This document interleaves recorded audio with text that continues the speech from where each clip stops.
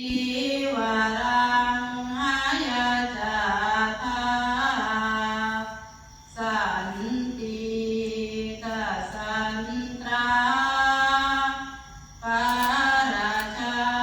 คาชาติกาเตเสตุธัมมังอานุกรรมปิมังปัจจังขอรับขนมที่หนูจะทาน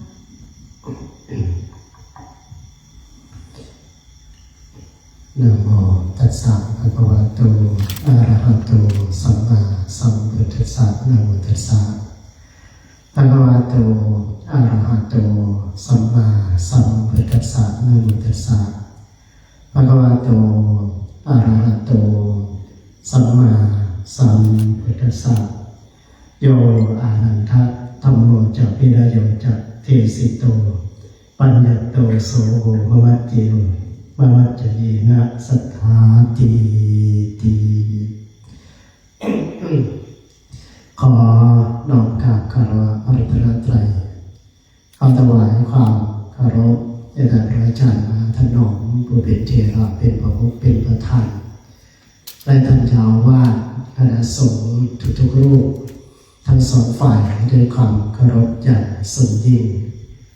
ขอความเจริญสุขสนมงคลความผาสุกเยือกเย็นแห่งจิตแห่งใจจงมีแก่ญาติโยมพระสงฆ์อุบาสิกาผู้ใคร่ในศีลใฝ่ในธรรมที่ได้มาร่วมกันเอาไปปฏิบัติธรรมรวมอยู่ในงานปฏิบัติไสกรรมของวัดภาวพุทธภาวนาสุนทรอยู่ในขณะนี้ได้กันทุกคนทุกท่านตอนนี้ไปก็เป็นเวลาที่เราท่านทั้งหลายจะได้ต่อเติมเสริมบุญเพื่อพูดเสริมปัญญาเป็นเวลาที่เราท่านทั้งหลายจะได้ใช้สติใช้ปัญญาในการที่จะสดับรับฟังก็ขอให้ท่านทั้งหลายจงอำนวยเสียและเมื่อตั้งจิตตั้งใจในการสดับรับฟังสืบเนื่องต่อไปก่อนอื่นเลยก็ต้องขออนุโมทนากับทางด้านของคณะผู้ทำงานโดยเฉพาะผู้จัดงานทางด้านของท่านพระอาจารย์มหาถนอมก็ดีท่านเจ้าอาวาสก็ดีที่ได้ช่วยกันในผลักดันและก็จัดงานลักษณะอย่างนี้ขึ้นมาบนตามสำนวนอีสานบ้านเราเรียกว่างานปริวาสเป็นงานที่จะช่วยค้ำชูพุทธศาสนาไปวัดซอยโยสู้คำศาสนาอันนั้นเป็นงานที่จะสืบสานอายุพระพุทธศาสนาได้อย่างแท้จริงเพราะว่าในงานอื่นๆถึงจะมีกระแสหรือว่ามีทางด้านของพระให้ความสนใจอยู่เป็นจำนวนมากอยู่ในยุคสมัยปัจจุบันแต่ในรูปแบบและก็ระยะยาวเนี่ยก็จะได้เพียงแค่เชิญด้านการเผยแผ่ถ้าจะเปรียบเทียบแล้วเนี่ยเราโครงการธรรมยาตราเราเปรียบเสมือนการต่อยอดจากงานปฏิวัติกรรมพระที่ได้เข้ามาอยู่ปฏิวัติกรรมและก็มีศรัทธามั่นคงต่อพระศาสนาก็เริ่มจะหาทางด้านของแนวทางการประพฤติปฏิบัติที่จะต่อยอดขึ้นไปก็เลยไปสู่โครงการธรรมยาตราเพื่อที่จะได้ไปดึงศรัทธาทั้งของตนเองหรือของญาติของโยมด้วยเพราะว่าในขณะที่เดินก็เห็นญาติโยมผู้มีศรัทธาได้มาร่วมอุปถัมภ์อุปถัมภ์พระก็เกิดความอิ่มอกอิ่มใจมีปิติมีปราโมทย์ในการที่เห็นโยมได้เกิดศรัทธาก็มีกำลังใจในการเป็นอยู่จนสามารถที่จะส่งทอดไปถ้าจับหลักได้ใช้หลักเป็นก็จะเก็บตัวเองไปสู่มรรคสู่ผลได้ในที่สุดแต่ในนั้นก็ต้องเริ่มจากงานในลักษณะอย่างนี้แหละและก็เป็นงานที่จัดได้ยากพอสมควร เขามีทุนอย่างเดียวเนี่ยก็จัดไม่ได้เราก็จะเห็นว่าวัดอื่นๆนั้นมีทุนมีกำลังทรัพย์อาจจะมีกำลังทรัพย์แต่ถ้าไม่มีศรัทธาก็เราไม่มีกำลังศรัทธาที่จะทำงานด้านการเผยแผ่ก็จะมองไม่เห็นประโยชน์ที่มันจะเกิดขึ้นถ้ามองเห็นเฉพาะประโยชน์ที่จะเกิดทางด้านวัตถุก็จะมองว่ามันไม่ได้อะไรงานวิวัฒนกรรมในส่วนใหญ่ก็เป็นงานในส่วนที่เสียซะเป็นส่วนใหญ่ค่าภัตตาหารในแต่ละมื้อถึงแม้พระจะมาน้อยมามากค่าภัตตาหารนี่ก็ไม่ต่ำกว่า10,000อยู่ดีในทุกที่ทุกแห่งอาจจะ30 รูป20 รูป50 รูป60 รูปเนี่ยค่าภัตตาหารก็จะอยู่ที่10,000 กว่าบาทเลยแต่ถ้าเยอะเกิน100 รูปขึ้นไปไม่ต่ำกว่า20,000นาทีขยับอัพขึ้นไปเลยในเรื่องของค่าภัตตาหารในแต่ละวันอันนี้ค่าอย่างปานะค่าเดินทางของครูบาอาจารย์ที่มาเทศน์มาแสดงธรรมอันนี้ก็ได้แต่ละวันเนี่ยพอเป็นเสร็จเข้าไปค่าใช้จ่ายก็ไม่ต่ำกว่าวันละเกือบ20,000อันนี้ถ้าเรามองทางด้านของผลประโยชน์ก็จะเห็นว่ามันไม่ได้อะไรถ้ามองทางด้านของวัตถุมีแต่เสียเพราะฉะนั้นมีกำลังทรัพย์บางทีก็ไม่กล้าที่จะลงทุนที่มีกำลังทรัพย์แต่ไม่มีกำลังบริวารไม่มีทีมงานที่จะไปจัดเพราะว่างานบริวารกรรมจัดรูปเดียวไม่ได้เจ้าอาวาสสวดถ้าให้บริวารได้สวดมานัดได้สวดอภานได้แต่ถ้าไม่มีพระไปนั่งหัตถบาตเลยทีเดียวสำคัญก็คือว่าพระเจ้าหน้าที่ต่างๆที่จะมาช่วยในการทำวัดสวดมนต์เจ้าวัดก็ทำได้เลยแต่จะแยกร่างยังไงเนี่ยไหนจะรับโยมไหนจะบริหารจัดการโน่นนั้นนี่ไหนจะต้องมานั่งพาทำวัดสวดมนต์น้ำอีกทีนี้ในขณะที่พวกท่านเข้าสู่ศาลานั่งท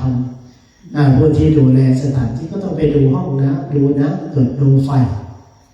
เพียงพอในการใช้อะไรต่างๆหรือเปล่าเนี่ยก็จะจำเป็นจะต้องมีกำลังด้านของคณะทีมงานหรือบริวารเพื่อที่จะมาอยู่ดูแลให้ในลักษณะอย่างนี้จะบอกว่าเป็นงานที่ค่อนข้างที่จะทำได้ยาก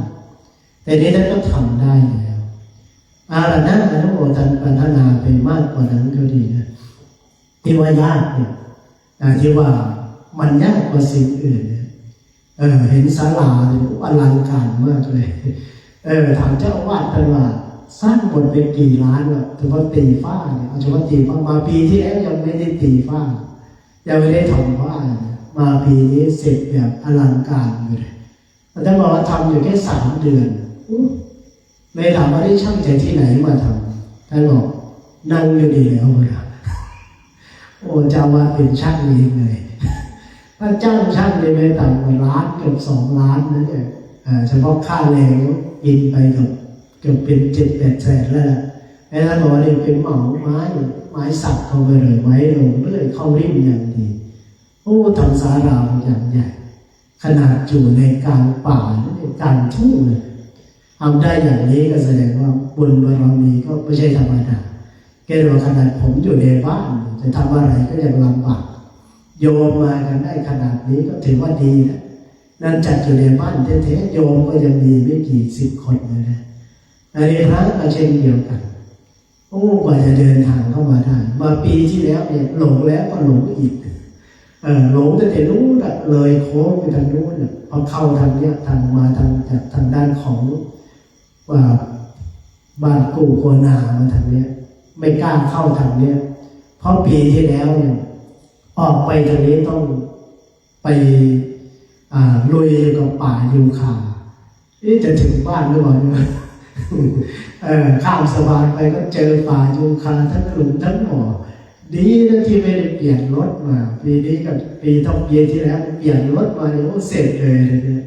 พอจะได้ออกไปได้เนี่ยปีนี้ก็เลยว่าเอาเผื่อได้ลุยก็กระบะเราไปเหมือนเดิมไม่ต้องกลับไปเปลี่ยนรถเลยออกมา ดังนั้นก็เลยรู้ทางแล้วรู้ทางไปทางมาก็เลยถามว่าจะไปรัตนบุรีออกไปทางไหนใกล้เรียนเมื่อเช้าเนี่ยเมื่อวันก่อนเมื่อวานไปเทศการศพญาติธรรมก็อายุยังไม่มากแต่ว่ามาปฏิบัติธรรมเป็นประจำทุกสัปดาห์ทุกวันเสาร์ในโครงการวันเสาร์เข้าถึงธรรมโยมแม่สมหมายสมศรีได้ป่วยเป็นมะเร็งมาเกือบปี2 ปีแล้วล่ะเราเพิ่งเสียไปเมื่อวันก่อนก็สั่งลูกสั่งหลานเอาไว้ถ้าเสียก็ไปไม่ต้องเก็บศพไว้นานเอาไว้คืนเดียวสวดคืนเดียวพอ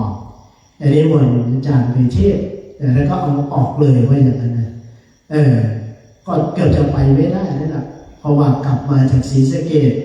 ไปมาจากบุรีรัมย์เมื่อวันที่8ก็ไปเอาวัดมาจากเจ้าอาวาสจากทางด้านของท่านพระครูวิมลญาณวิสิทธิ์ท่านเป็นหวัดมาเกือบเดือนก็ระบุยังไม่หายเลยไปเทศที่บางวิโมกข์ก็เทศไม่ได้พูดได้15 นาทีก็เลยลงธรรมะป่านนี้ยังไม่หายท่านก็เลยบอกว่าถ้าอยากให้ก็เอาไปด้วยหน่อยก็เลยเอามาจริงๆเลยทีนี้ตื่นเช้าขึ้นมาเจ็บคอตอนเย็นก็ไปเทศที่ทางด้านของวัดลังกาปังกู่ไปเจอพวกอพยพทีนี้อพยพสงครามเมื่อวานก็เลยไปงานศพแล้วก็พูดคุยกับทางด้านของญาติธรรมคุยกับทางด้านของแม่เขาแล้วว่าเดี๋ยวตอนเย็นวันที่11เนี่ยจะพาไปร่วมสวดมนต์ทำวัดอาจารย์มหาถนอมนู่นบ้านตรงตอนนะมันอยู่ใส่อาจารย์บ้านตรงตอนซื้อบ้านมันเป็นตามไปเลยรู้ซื้อบ้านเป็นตาโต๊ะอย่างนั้นเลยซื้อบ้านเป็นตาโต๊ะหนองตรงคอกอย่างนั้นเลยบ้านตรงตอนนะเห็นเพลงเราก็คอยตรงตอนนะก็เลยบอกอุ้ยวัดท่านใหญ่ศาลาใหญ่จะพาไปดูศาลาสวยงามท่านอยากเห็นท่านถ่ายรูปมาสวยงามเลยอลังการมาไปดูศาลาใหญ่ศาลางามไปร่วมสวดมนต์ทำวัด4 โมงเดินไปศาลามิดทิมซิมเลยอย่างไรทั้งใหญ่ทรงทั้งอะไรก็ไม่เห็นใหญ่สุวรรณกันไปไหนหมดก็เลยมารู้ตอนหลังว่าไอ้กลุ่มหนึ่งเนี่ยไปส่งพระที่จะไปช่วยงานปฏิบัติกลุ่มหนึ่งเนี่ยไปเอาข้าวไปให้ศูนย์อพยพไอ้กลุ่มนี้ก็เลยหายไปกันหมดเลยโทรไปว่าถึงไหนกลับมาถึงไหนแล้วอาจารย์จะออกไปแล้วเนี่ย4 โมงแล้วถ้าไปช้ากว่านี้จะไปไม่ทันแล้วบอกว่าเพิ่งจะออกมาจากปางกู่งั้นไม่รอแล้วจะ5 โมงอยู่แล้วเพราะถ้าออกมาหลัง5 โมงเย็นจะมาถึงนี่ก็นู่น2 ทุ่ม3 ทุ่มใช้เวลา2 ชั่วโมงมานี่อันนั้นก็เลยได้ออกมาก่อนก็เลยว่าเอาไว้ปีต่อไปจะได้กันถ้ามีโอกาสเวลามันจะมาร่วมอะไรกันร่วมทำบุญหรือว่ามาดูศาลาท่านนะว่าสวยงามยังไงทีนี้ที่บอกว่ามันจัดได้ยากแต่ที่ยากไปกว่านั้นก็คือครูบาอาจารย์ที่มานั่งร่วมกันอยู่ในที่ตรงนี้เลยเนี่ยผมนี่ยังคิดอยู่ว่าจะจัดงานปริวาสเนี่ยพระจะไปน้อยจะไปมากไม่ใช่สาระสำคัญคือพระไปถ้าเกิดว่ามาลูกเดียวเนี่ยไม่ต้องสั่งโรงครัวเนี่ย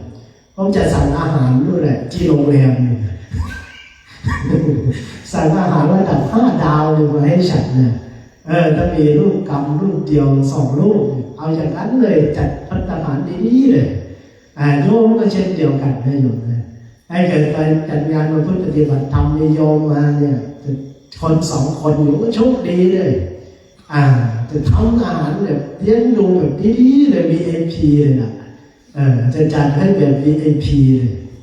อะไรเพราะทุกวันเนี่ยพระเราเริ่มหายากเลยนี่นะเป็นห่วงมากไปที่ไหนมาที่ใดหรือไปเทศที่ใดก็จะปรารภเรื่องนี้เป็นหลักเพราะมันเริ่มเห็นผลแล้วคำว่าเริ่มเห็นผลก็คือจำนวนพระที่หายไปอย่างน่าใจหายถ้าเราไปย้อนดูสถิตินะย้อนดูสถิติตั้งแต่ปี66มาในช่วงปีพศ66เนี่ยพระเรายังอยู่ที่300,000อยู่เลยยังอยู่ที่300,000 รูปอยู่พอมาปี65ขออภัย64 65เนี่ยพระเรายังอยู่ที่300,000อยู่พอมาปี66เนี่ยปรากฏว่าลดลงมาเหลืออยู่260,000 260,000หายไปแบบน่าใจหายเหมือนกันในช่วงจากต่อจาก67มา66เนี่ยเราขอไปต่อจาก65 64 65มา66พระหายไปเป็นหมื่นเช่นเดียวกันพอมาปี67เข้าสู่68จาก 250,000 มาเหลืออยู่240,000 รูปครับท่านครูบาอาจารย์หลวงพี่ที่นั่งอยู่นี่เนี่ยเราอยู่ในจำนวน 240,000 เองนะครับตอนนี้เนี่ยประชากรของเราเนี่ยเราเริ่มเป็นชนกลุ่มน้อยลงเรื่อยๆแล้วแล้วทีนี้ก็เลยมาดูสาเหตุเลยพระหายไปไหน10,000 กว่ารูปตั้งแต่256,000 กว่ารูปเนี่ยมาเหลือแค่ 242,000 หายไปเท่าไหร่โยมเอา 242,000 ไปลบ 256,000 ดูสิหายไปเกือบ10,000 รูปใช่ไหมเป็นหมื่นเอาทีตัวเลขกลมๆว่าหายไป10,000 รูปจาก 250,000 มาเหลือ 240,000 เนี่ยแล้วที่นี้หายไปไหนล่ะ10,000 กว่ารูป10,000 รูปเนี่ยก็ไปดูว่า 40,000 วัดทั่วประเทศเนี่ยการรวมจากทางด้านของที่พักสงฆ์และก็สำนักสงฆ์ศูนย์ปฏิบัติธรรมทั่วไปเนี่ยว่ามรณภาพไปกี่รูปบางวัดก็มรณภาพแค่รูปเดียว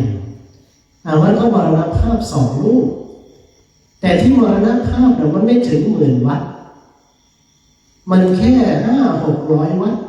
ที่ท่านมรณภาพแล้วที่เหลือหายไปไหนที่ไม่ได้มรณภาพ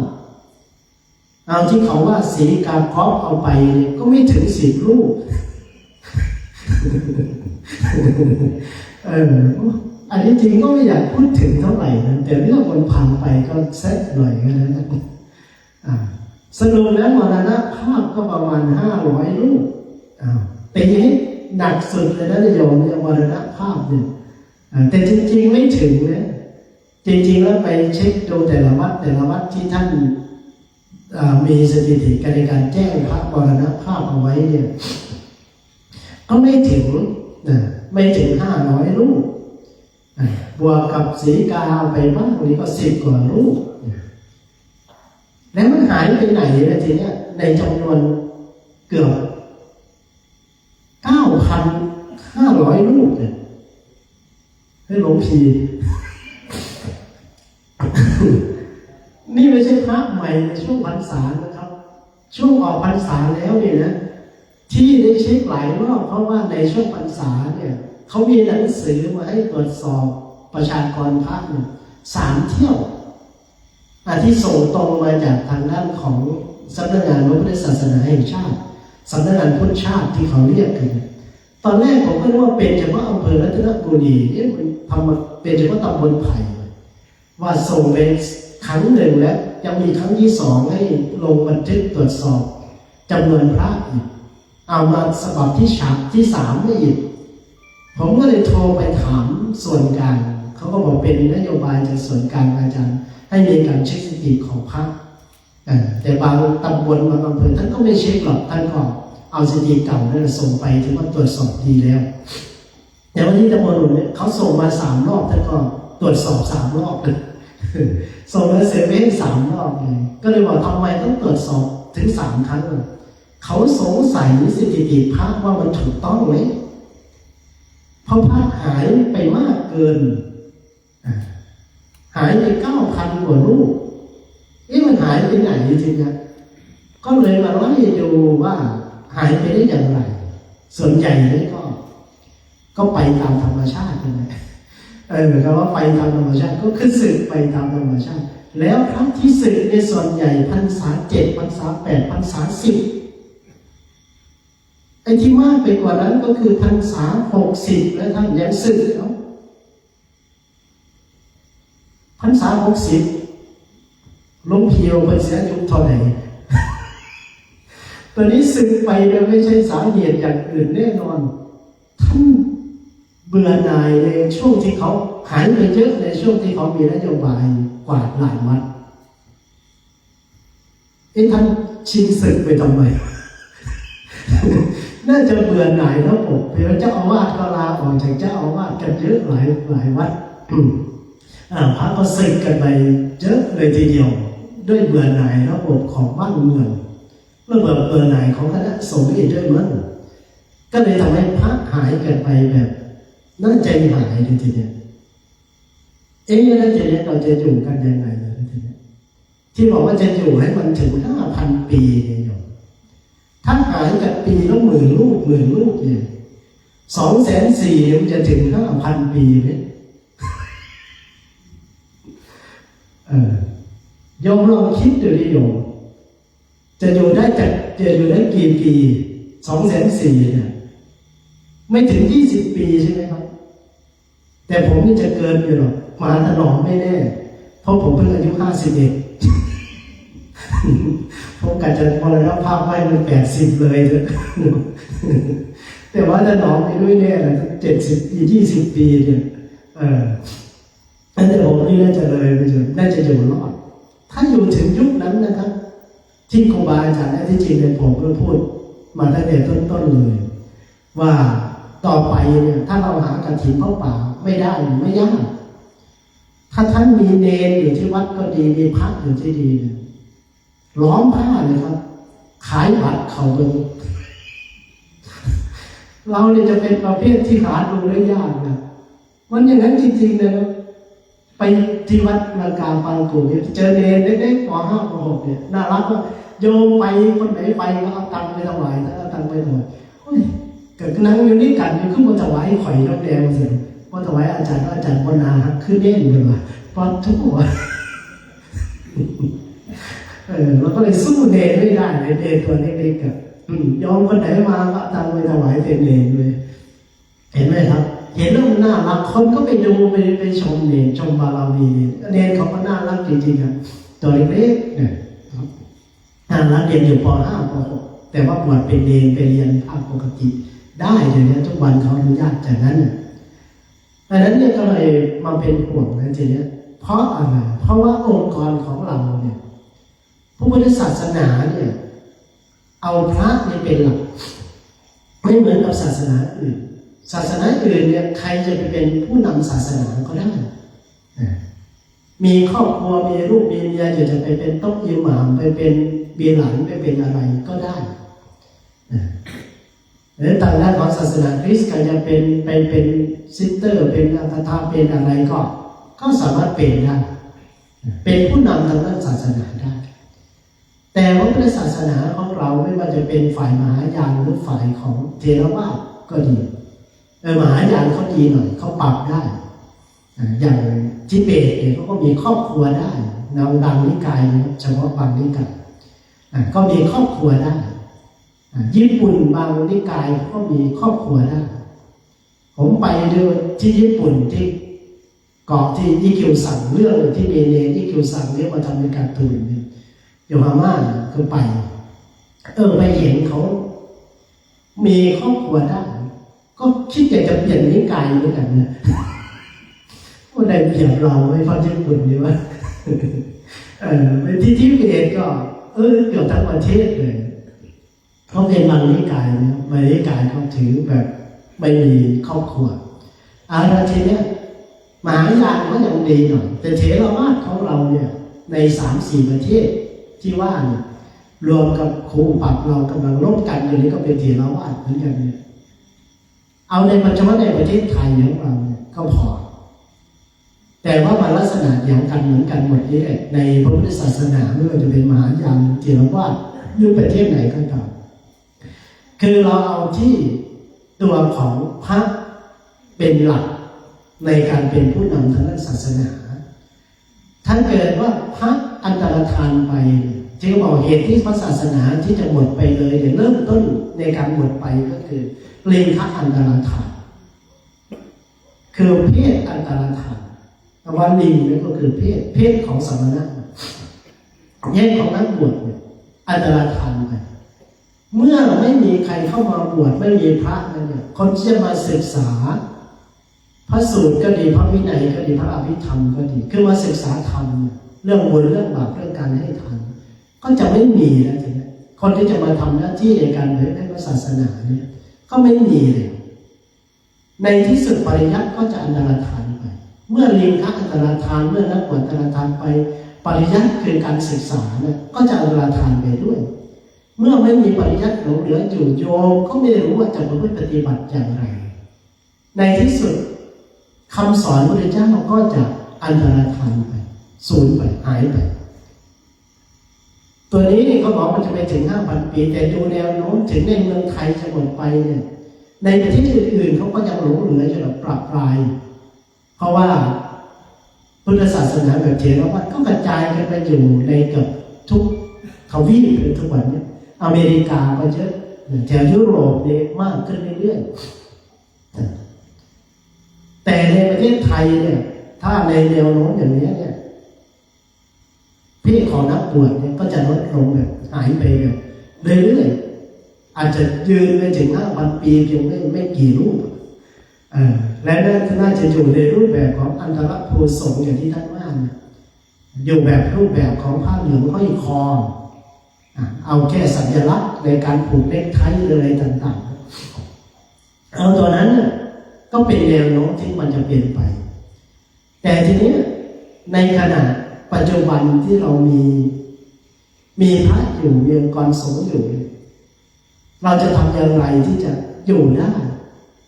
และก็อยู่ดีแล้วก็มีประโยชน์อย่างที่ว่านี่ตัวนี้นี่คือปัญหาถ้าเรามองโครงสร้างมันเป็นปัญหาด้านของโครงสร้างซึ่งมันแตกต่างกับศาสนาอื่นๆนะโยมศาสนาอื่นๆเนี่ยอย่างที่ว่านี่แหละศาสนาออกชื่อไปเลยก็ได้พอถึงพูดเรียบเคียงเขาก็รู้อยู่แล้วว่าเป็นศาสนาไหนเราพูดถึงเขาอย่างไรเราพูดถึงเขาหรือเปล่าอย่างมุสลิมเนี่ยเขาไม่มีการคุมกำเนิดเพราะหลักศาสนาเขาห้ามคุมกำเนิดนอกจากห้ามคุมกำเนิดแล้วเนี่ยเขายังมีภรรยาได้หลายคนอีกต่างหากไอ้ของเขาเนี่ยขนาดเขาออกไปรักเอาไว้ยังไม่ได้เลยก็ยังมีเรื่องที่เล่ากันเจอมาละขนาดเราไปรักเอาตัวนั้นเขาเอาอย่างเปิดเผยเลยนะเขาอนุญาตให้มีได้4 คนบางคนไม่แค่4นะ5 6ก็มีทีเนี้ยแล้วลูกเขาทีเนี้ยเป็น10 20ถึงจะไม่มากลูกหลานไม่เยอะอย่างนางวิสาขาเราก็ทำแต่ในประชากรที่1 ครอบครัว50 คน30 คน20 คนเพราะฉะนั้นในเขต3ชายแดนจังหวัดภาคใต้เนี่ยหรือว่าเขตของที่ชาวมุสลิมอยู่เนี่ยเขาจึงกระจายคนออกไปทุกภูมิภาคในรูปแบบของนักศึกษาอย่างส่งมาเรียนอยู่ที่สุรินทร์เนี่ยและมาในรูปแบบไม่ธรรมดาเลยนะมาในรูปแบบของนักเรียนทุนเขาไปอบรมพยาบาลไปเห็นเด็กมุสลิมเขาแยกโต๊ะอาหารก็เลยถามว่าทำไมแยกโต๊ะอาหารกลุ่มนั้นเนี่ยเขาบอกเป็นเด็กกลุ่มมุสลิมเขาอาจารย์เขาบอกมาจากไหนก็เรียกว่ามุสลิมในท้องที่สุรินทร์เขาไม่ใช่ได้ทุนเพชรในตรงมาจากนู้นเลยสุราษฎร์บ้างพังงาบ้างแม้แต่ปัตตานีบ้างเข้ามาพัทลุงนี่เขามาได้อย่างไรทั้งที่รับทุนมันน่าจะอยู่ในพื้นที่เขามาส่งมาในทุนของเพชรในทุนและกลุ่มนี้มาไม่กลับนะพอเรียนจบก็ทำงานในพื้นที่สุรินทร์มีครอบครัวปักหลักอยู่นี่เลยแล้วก็ขยายประชากรต่ออย่างวันนั้นเขียวอำเภอรัตนบุรีเนี่ยจังหวัดสุรินทร์เนี่ยไปเนี่ยเลยท่าตูมไปหน่อยแต่ก่อนมีแค่2 ครอบครัวอยู่ข้างวัดนะตอนนี้มีเป็น10 ครอบครัวแล้วไม่ต้องไปถามหาลูกหลานเลยต้องมาเยอะขนาดไหนทีเดียวเพราะว่าคิดต่อไปไม่นานว่าน้ำเขียวโกส้มเลยถามจันมหาถนอมนี่นะน่าจะยึดหมู่บ้านได้เลยน่าจะยึดหมู่บ้านได้เขามีท่าทีว่าจะตั้งโซเหล่าหลายรอบเลยนะตรงนี้เนี่ยอย่างที่พระธาตุพนมก่อนถึงพระธาตุพนมที่เราเห็นวัดไซยิดเนี่ยแต่ก่อนตรงนั้นเป็นร้านพัสดุก่อสร้างเล็กๆแต่เอาไปเอามาเดี๋ยวนี้เป็นมัสยิดเนี่ยนั่นคือยุทธวิธีที่เขาไปเนี่ยเราว่าเนี่ยเขาจะกระจายประชากรของเขาเนี่ยออกไปทุกจังหวัดเห็นไหมไปมีปัญหาอยู่ที่เชียงใหม่ท ที่น่านกันเมื่อ 2-3 ปีที่แล้วที่บางแห่งบางพื้นที่ไม่มีคนมุสลิมอยู่เลยแต่ก็ยังไปสร้างสุเหร่าไปสร้างมัสยิดจนได้เกิดการร้องเรียนประท้วงกันเมื่อ 2-3 ปีที่แล้วก็ในลักษณะอย่างนี้เขามีทุนไปด้วยเขามีคนไปด้วยและเขาทำงานอย่างเป็นระบบไม่เฉพาะศาสนานี้ศาสนาเดียวนะตัวนี้ไม่ใช่โจมตีนะแต่พูดว่าวิธีการทำงานของเขาเนี่ยเขาไม่ได้อาศัยนักบวชเหมือนพวกเราและก็ไม่ได้และเขามีทุนที่ไม่ต้องรองบบริจาคมาเหมือนกับพวกเราเขามีงบกลางของเขาอย่างอีกศาสนาหนึ่งก็คือศาสนาคริสต์เนี่ยตอนนี้ยิ่งมีงบกลางเยอะเลยทีเนี้ยส่งมาติดป้ายตามเสาไฟฟ้าตามต้นไม้อะไรก็อยู่และก็ทีเนี้ยวิธีการคัดพวกนิชนาลีเขาทำงานเนี่ยเขาทำงานได้มีประสิทธิภาพมากกว่าพระคำว่ามีประสิทธิภาพหนึ่งเขามีทุนสองเขาเตรียมระบบดีสามเขามีการอบรมอย่างเป็นระบบในสมัยที่ผมเป็นคนเดี๋ยวจะสั่นไม่โน้อาจารย์ว่าเคยเป็นคนอยู่ว่าได้เป็นพระได้ทีเดียวเลยในสมัยเป็นคารวะเคยไปเรียนอยู่มัสยิดเอาความหมายเคยได้เรียนอยู่ที่เชิญอันที่จริงแล้วไปเรียนดนตรีของเขาแล้วก็พอมันจับพัดจับผลไปก็ได้เข้าไปเรียนเกี่ยวกับกลุ่มนิชนาลีผมนี่สอบเกือบได้เป็นนิชนาลีชั้นเอกนะนู้นเขาส่งไปให้ไปทางภาคเหนือโบสถ์ที่อยู่บนอรยธรบ้านขุนขามผมทำมากับมือแต่ก่อนเป็นโบสถ์ไม้ปัจจุบันนี่เป็นโบสถ์ใหญ่ใหญ่กว่าท้องนี้ด้วยหลังใหญ่กว่าท้องนี้แต่ก่อนเป็นโบสถ์ไม้ทุกวันก็ยังไม่รื้อนะโบสถ์ไม้ข้างๆที่ท่านไปจะเห็นเป็นเรือนพักนะทุกวันแต่ก่อนนั้นเป็นเขาใช้เป็นเชิญชั่วคราวเป็นโบสถ์ชั่วคราวเขาจะขึ้นดอยขึ้นอะไรแล้ววิธีการไปคัดคนผมเคยเอาวิธีการนี้มาใช้ในหลักสูตรของโรงเรียนวิถีพุทธการคัดวัดแวว12 ข้อให้ไปคัดมาเลยที่จะให้ทุนการศึกษาแต่ละเด็กแต่ละคนแต่ละครอบครัวเขาจะต้องมีระบบในการที่จะให้เข้าศาสนาเขาและก็ส่งเรียนอย่างเป็นระบบเอามาแม้กระทั่งเริ่มต้นตั้งแต่เป็นผู้ใหญ่บ้านเข้าหน่วยงานข้าราชการนะครับไปเป็นอธิบดีกรมป่าไม้ไปเป็นหัวหน้ากรมป่าไม้พาเราเข้ากรมอุทยานลำบากเลยทีเนี้ยเข้าป่าเข้าอะไรยิ่งกว่านั้นทีเนี้ยทั้งสองศาสนาเนี่ยอีกระบบหนึ่งคือระบบการเมืองเขารู้เลยว่าอิทธิพลที่จะเปลี่ยนแปลงอยู่ที่ระบบภาคการเมืองไอ้ที่พรรคบางพรรคที่เขาออกมาวิพากษ์วิจารณ์ศาสนาอภิปรายเรื่องโน้นเรื่องนี้แต่ไม่ไปแตกเหยียดสองศาสนาเลยเนี่ยเพราะเขามีแบ็คเป็นคนศาสนาเขาแล้วมีคนที่อยู่เบื้องหลังเป็นคีย์แมนไม่ใช่ว่าอยู่ดีๆเขาจะหยิบมาอภิปรายเลยนะครับเขามีทีมที่จะทำงานอยู่เบื้องหลังถ้าทีมเป็นคนของอีกศาสนาหนึ่งนี่นะแค่งบประมาณที่ไปไหว้สังเวชสถานตกหัวแค่ตกหัวแล้วแค่ 40,000 บาทต่อลูกที่สำนักงานพุทธชาติเขาจัดไปแล้วไปไม่กี่ลูกด้วยที่เขามาวิพากษ์วิจารณ์อภิปรายกันในช่วงพรรษาเมื่อผ่านมาเมื่อกี้เนี่ยก็ปรากฏว่าพอดีมันแฉลบไปวิจารณ์ต้นโพให้ฟีดแบ็กหรือเสียงสะท้อนกลับมาเลยเยอะแกเลยออกมาขอโทษอันจริงๆแล้วทีมที่เขาทำงานอยู่เบื้องหลังเป็นคนของศาสนาอื่นอีกศาสนาที่เขาที่อยู่ที่ว่าเนี่ยที่เขาไปว่างหินอยู่ที่เมืองเมกะเนี่ยตกหัวละ300,000 บาททำไมเขาไม่วิพากษ์วิจารณ์ทำไมไม่เอามาวิพากษ์ไอ้เราแค่บอกว่า 40,000 บาทไม่ได้เชื่อว่าเลยใช่ไหมไอ้วันนี้เขาไปเป็น100ทีนี้เลยไปเป็น100ตกหัวละ300,000นะครับ10 กว่าล้านเนี่ย20 กว่าล้านก็ประมาณไม่รวมกับอย่างอื่นก็เรียกว่าเบ็ดเสร็จไปเกือบ100 ล้านดังนั้นทีมที่เขาทำงานระบบเขาทำงานเขาจะทำงานแบบครบวงจรเรียกว่าแบบที่สามารถเชื่อมโยงกันได้ในทุกภาคส่วนซึ่งต่างกับองค์กรพระของเรามีมส.เป็นหัวอยู่กระตันจะรีเซ็ตยังไงก็ตามมันไม่สามารถที่จะลงมาสู่ภาคพื้นบริบท ด้านฝ่ายการปกครองในระดับอำเภอตำบลหรือว่าระบบงานแบบนี้คือเราส่งเสริมแบบผิดที่เลยส่งเสริมไม่เป็นระบบและวิธีการทำงานไม่ใช่เป็นวิพากษ์วิจารณ์ฝ่ายปกครองนะครับแต่ว่าวิพากษ์วิจารณ์ในระบบเรื่องของโครงสร้างด้านของการทำงานเฉยๆเอาละตอนนี้จะให้เห็นว่าโครงสร้างที่เรามีอยู่เนี่ย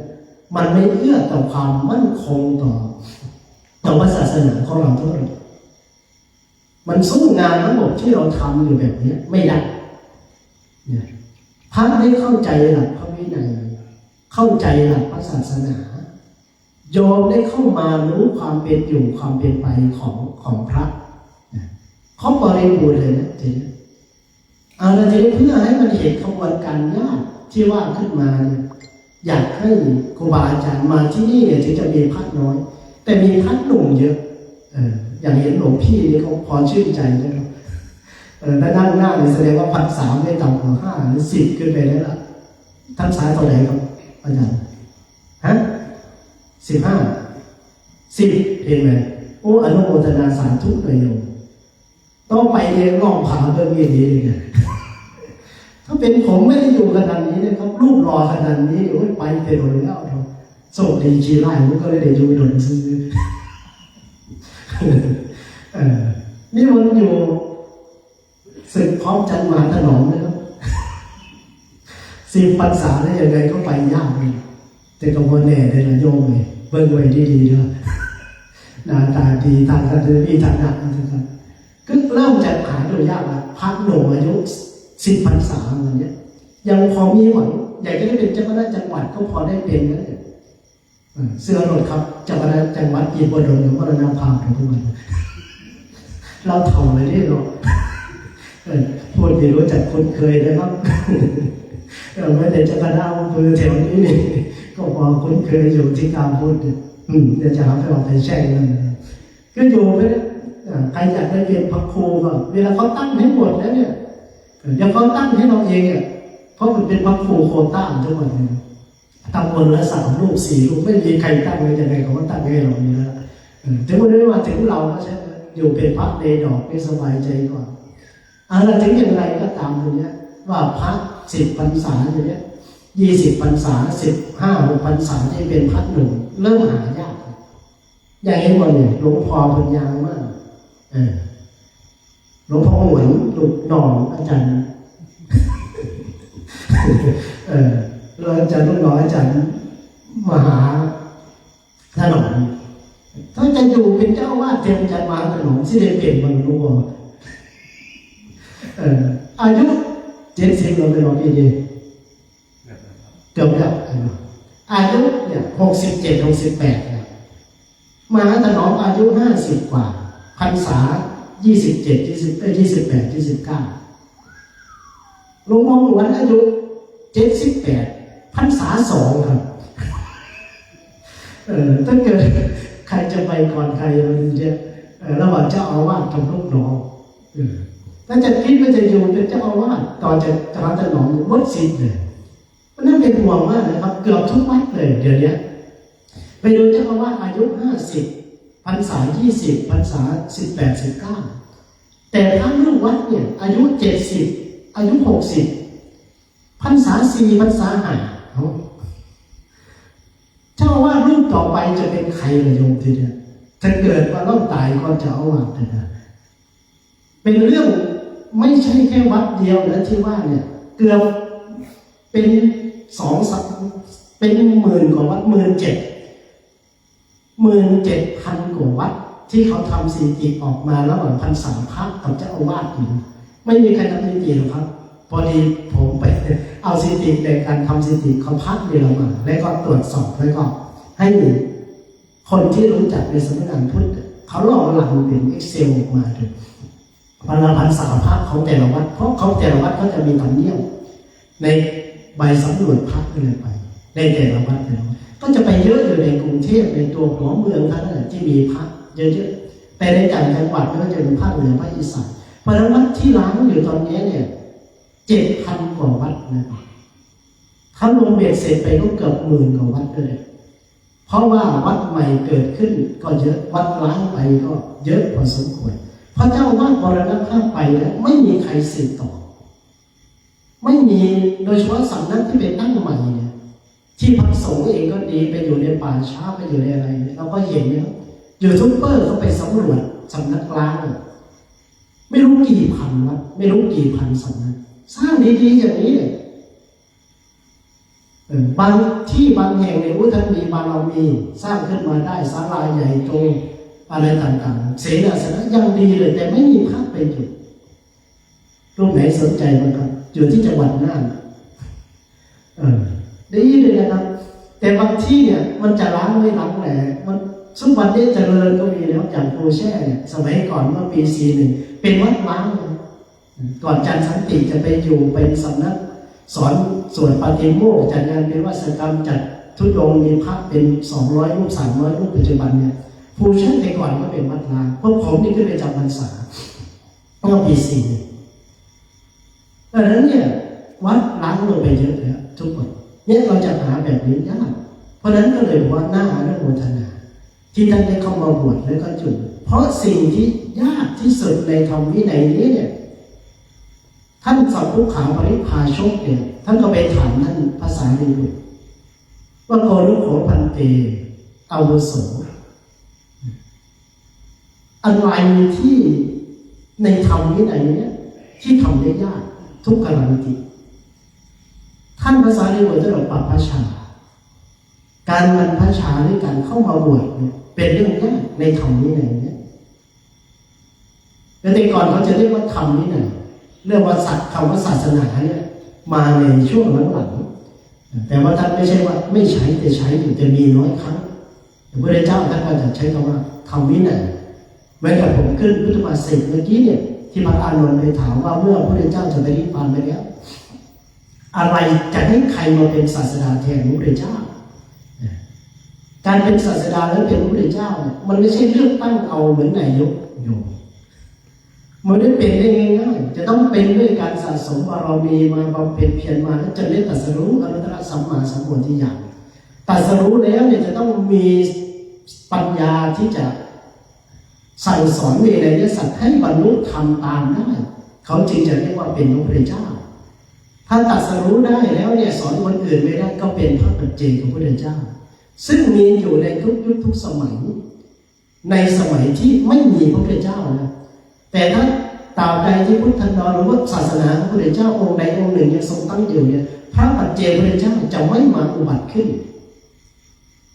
แต่ในยุคใดที่ไม่มีพระพุทธเจ้าอุบัติขึ้นมาพระปัจเจกพระพุทธเจ้าเนี่ยจะมีเป็น10 องค์20 องค์ก็มีแต่สอนใครให้บรรลุทำไม่ได้คือจัดหมวดหมู่ทำเป็นผู้จำแนกทำเป็นพระควาเนี่ยไม่ได้สอนได้ธรรมดาให้พรได้อย่างสัพพิติโยอะไรต่างๆเนี่ยสอนในขั้นพื้นฐานในการรักษาศีลให้ทันได้แต่จะสอนที่ถึงวิมุตติธรรมไม่ได้นั่นคือข้อจำกัดของพระปัจเจกพระเจ้าด้วยบารมีที่สะสมในเรื่องของสัมปยุตตญาณไม่ได้สะสมมาไม่เหมือนพระเจ้าท่านจึงเรียกว่าธรรมวินัยพอจะให้ใครมาแทนพระเจ้าเวลาจะปรินิพพานไปจึงไม่มีไม่ได้พระพุทธเจ้าจึงบอกธรรมวิจโยนี่แหละจะเป็นศาสดาแทนเราจะเป็นตถาคตแทนเราจึงถือธรรมวินัยของพระพุทธเจ้าเนี่ยเป็นศาสนามาเท่าทุกวันเนี่ยเอาพระพุทธเจ้าเอาธรรมวินัยเนี่ยเป็นหลักในการสืบทอดต่อกันมาเพราะฉะนั้นในเรื่องยากในธรรมวินัยนี้ก็คือการเข้ามาบวชไม่ต้องไปนึกถึงใครนะครับนึกถึงพวกเราก็ได้โยมเองก็เช่นเดียวกันครับในรอบเขตบริเวณหมู่บ้านอย่างนี้ก็คงถึงมันจะไกลบ้านแต่ก็คงจะพอมีหมู่บ้านอยู่เยอะเลยขึ้นมากกันในทอนนี้เลยไงมันยากเลยว่าช่วงนั้นมันก็อ้างว่ายากเขาเพราะเดียวเขาเราเป็นอ่านเราอยากกันอื่นด้วยกันเหมือนเรื่องสิอ่านกับอ่านหลานอย่างคนที่ตายไปเมื่อวันก่อนนี่แหละโยนสมัยที่ตายไปเนี่ยก็เลยบอกว่าเวลาชวนไปปฏิบัติธรรมบอกมีเวลาถึงมันจะป่วยอยู่ถ้ามีพอมาได้เข้ามาเพื่อนก็อ่านว่ายากหลานหนึ่งฆ่าหลานเลยอาจารย์ไปวันไหนเลย บัดย่อมพบาลสิว่าเอาไปคือหมดหลังมาญาติหลานได้หมดสนุกแล้วยายบัดจิตตายก็อ้างเลยว่าพวกคอยยังท่านอยากตายหรอกญาติได้หลานอยู่เลยจะปฏิเสธจะพบาลได้ไหมจะปฏิเสธพระปฏิเสธได้เอาหลานมาอ้างได้เห็นไหมอันนี้จริงความยากมันมีทุกคนถ้ามันไม่มีจิตน้องคิดจะไปสู่เนกขมะจารีเนกขมะจารีน้องจิตเอาไปบวชคือพูดง่ายๆคือถ้าไม่ได้มีสร้างอัตยาศัยเหล่านี้ไว้เนี่ยเอาอย่างไปวัดบางกาปางกูเมื่อกี้อาตมาก็ไปเซลล์นู่นคนเยอะๆเนี่ยที่อพยพมาเยอะๆน่าจะเอาชุดขาวไปแจกเลยให้มาปฏิบัติธรรมอยู่เนี่ยแล้วก็แปลกนะอันที่จริงไม่ต้องให้ไปบอกหรอกแล้วก็ไม่ต้องให้ไปบอกหรือว่าไปชวนด้วยถ้าเป็นคนมีอัธยาศัยเรื่องอะไรเนี่ยเขามีทุกข์มาเนี่ยไปสู่วัดอย่างนั้นน่าจะไปร่วมกันไหว้พระสวดมนต์แม่บ่อยได้ไปสวดมนต์แผ่เมตตาให้คุณเซนมันหน่อยให้มันหยุดลุกลามเราสิให้มันอยู่นิ่งๆเฉยๆเป็นไหมอาตมาได้ผลยิ่งกว่าเอา F16 ไปอยู่นะเห็นไหมหมายังเห็นด้วยเลยพอพูดถึงมันเซ็นเลยก็เริ่มหอนรับเลยตอบรับเลยเห็นด้วยเลยทำไมจึงว่าอย่างนั้นนะคือ F16 ไปมันก็ไม่มันก็ฆ่าเด็กทหารทำลายอย่างพวกประชาชนอย่างพวกทหารเอาส่วนคนแผ่เมตตาเนี่ยน่าจะได้ผลมากกว่าทำไมจึงว่าอย่างนั้นเนี่ยเพราะเมตตาเนี่ยมันมีอานิสงส์ศัตรูก็จะกลายเป็นมิตรยาพิษก็จะกลายเป็นยาชูกำลังเห็นไหม11ประการในอานิสงส์ของการเจริญเมตตาหลับก็เป็นสุขตื่นก็เป็นสุขมนุษย์ก็รักมนุษย์ก็รักมนุษย์ก็รักเทวตารักขันติเทวดาคุ้มครองรักษานี่นะครับไปไหนมาไหนอยากจะปลอดภัยโยมไปสอนลูกสอนหลาน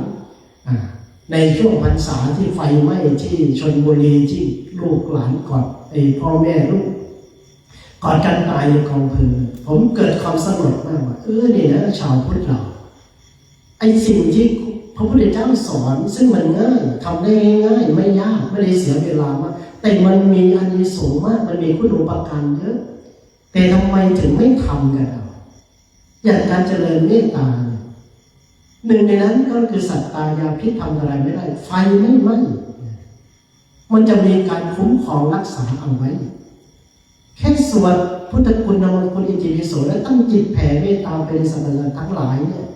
ให้เขาอยู่เย็นเป็นสุขทำอย่างนี้ทุกวันเนี่ยถึงมันจะไม่มีอนุภาพมากพอกับผู้ที่ได้จิตเป็นสมาธิเป็นอัปปนาสมาธิญาณที่ส่งไปอัปปนาเมตตาก็ตามแต่มันก็มีผลได้ในระดับหนึ่งเลยมีผลได้ในระดับหนึ่งเมื่อไฟไหม้หลวงพ่อหลวงนี่ก็น่าจะยังอยู่ที่วังไก่อยู่ปีเท่าไหร่ปี42หรือ43 44บ้านอาตมาเนี่ยมันอยู่ติดต้นเฟิร์นเลยนะผมเป็นปั่นแม่ผมอยู่ติดต้นเฟิร์นเลยนะโยมนะแต่ว่าฝาผนังนี่เป็นไม้อย่างบ้านไม้ในชุมชนไม่ไหม้เลยครับมีบ้านผมหลังเดียวตรงนั้นที่มันไม่ไหม้เพราะอะไรเพราะรูปพระพุทธเพราะรูปครูบาอาจารย์รูปเจดีย์ตอนนี้น้องผมยังเอาไปไว้อยู่ที่บ้านบางนาใช่ไหมมีหลวงปู่มั่นหลวงปู่ฟั่นหลวงปู่ฤทธาหลวงปู่ปุญปอยเจโตนแม่นั้นสวดมนต์ไหว้พระนั่งสมาธิอยู่ที่นั่นทุกวันอนุภาพมาเลยเนี่ยก็ยังพอมีเห็นไหมโยมทุกวันนี้แม้แต่รูปพระที่แฝงด้วยฝาผนังบ้านไม่ไหม้เลยฝาบ้านผนังบ้านก็ไม่ไหม้แต่บ้านใกล้เคียงไม่หมดเลยเราปี44พูดตรงนี้มีพยานที่ได้แซวหลวงพ่อหลวงเนี่ยเพราะว่าอยู่บ้านบริเวณบ้านเดียวกันท่านมีศักดิ์เป็นปู่นามาท่านนับตามสายญาติอันนั้นก็ท่านก็อยู่ตรงนั้นพอดีเลยมีพยานยืนยันได้มีพยานยืนยันได้เพราะท่านอยู่ที่ชุมชนนั้นมาท่านเห็นเป็นเบาอยู่ท่านเป็นเบาละทีเนี้ย นี่คืออานิสงส์ก็เลยว่าทำไมไม่ทำเอาในเรื่องง่ายๆนั้นอย่างโยมคนหนึ่งเนี่ยแกไม่ชอบลูกเขยอยู่ญาติธรรมที่หวังพิโมกข์อาตมาเนี่ยเพิ่นมาบอกให้ฟังเนาะเพิ่นบ่มักลูกเขยเลยลูกเขยมันกินเหล้าเมาด่าเต็มลูกสาวเพิ่นแต่ไม่อยากให้เขาตายหรอกแต่อยากให้มันดีขึ้นเลยนะแกก็ไปเข้าวัดสวดมนต์แผ่เมตตาให้มันทุกวันเลยปรากฏว่าแผ่เมตตาได้ไม่ถึงเดือนลูกเขยตายนู่นลูกสาวก็เลยได้ผัวใหม่ดีทั้งสองเลยนะได้ผัวดีทั้งสองเลยได้ดีกว่าเก่าทั้งสองเลยอาตมาก็เลยว่าน่าจะใช้สูตรนี้มุ่นเสร็จเลยว่าเอาทุกศูนย์ออกไปยกนี่นะส่วนใหญ่ก็ไปอยู่ในวัดแต่ไปนอนรอข้าวแจกอยู่เฉยๆทีนี้ก็ไม่ได้ว่าเรื่องว่าไอ้ทอดสดของเฟซบุ๊กไปเลยไม่ได้ว่าพวกมันยกนะแต่น่าจะไปหน่อยนะไปสวดมนต์มันจะได้หนึ่งไม่เครียดไม่ได้ไปเอาจิตไปคิดถึงบ้านไปห่วงบ้านห่วงอะไรห่วงหลงคายแล้วว่าจะระเบิดจะลงไม่คนจะมีคนเอาอาหารไปให้สัตว์เลี้ยงที่บ้านนั้นก็ไปสวดมนต์ไหว้พระแผ่เมตตาเพราะมันทำอะไรไม่ได้มันน่าจะได้ทั้งบุญแล้วก็ได้ทั้งประโยชน์กับตนเองเพิ่มขึ้นมาสองต่อใช่ไหมโยมเนี่ยเต้ทำลงไปว่าทำไมไม่ไปเลยโยมเพราะอัธยาศัยนี่คือคนความยากนะไปอย่างอื่นไปได้ไหมเขาจะไปไหนไปได้เอาแต่สมมติว่าเนี่ย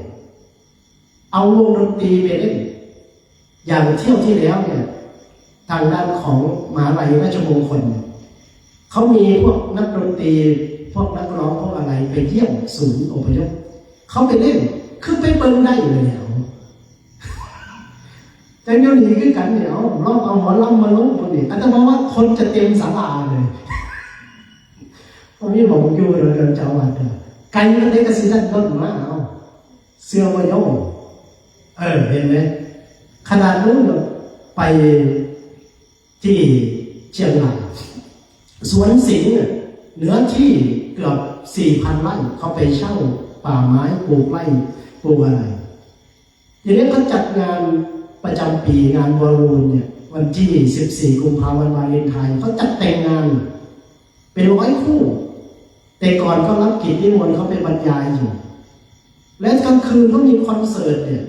ขนาดอยู่ในป่าในดงเลยนะคนยังไปเต็มแทบไม่มีที่อยู่